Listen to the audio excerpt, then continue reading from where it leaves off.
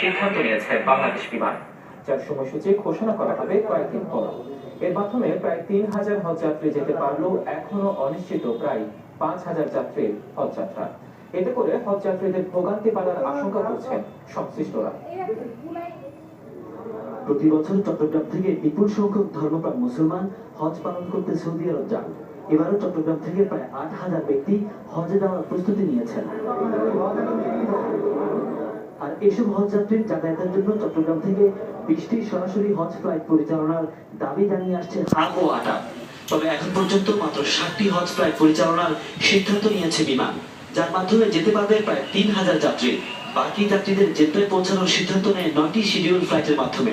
তবে সেভাবে কতজন হজে যেতে পারবেন তা নিয়ে দেখা দিয়েছে অনিশ্চয়তা।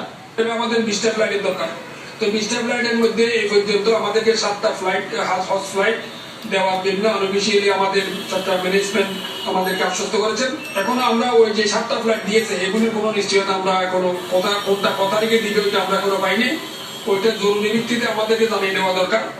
এদিকে আগামী ৭ সেপ্টেম্বর হতে ঢাকা থেকে হজ ফ্লাইট চালুর ঘোষণা দেওয়া হলেও চট্টগ্রাম থেকে হজ ফ্লাইট চালুর শিডিউল এবং হজ ফ্লাইটের পর্যাপ্ত সংখ্যা ঘোষণা না করায় অনিশ্চয়তায় হজ এজেন্টরা।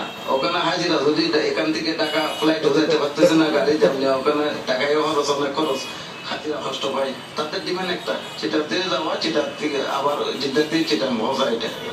তবে এ বিষয়ে কথা বলতে রাজি হননি বাংলাদেশ বিমানের কর্মকর্তা। ফখরুল ইসলাম, চ্যানেল 24, চট্টগ্রাম।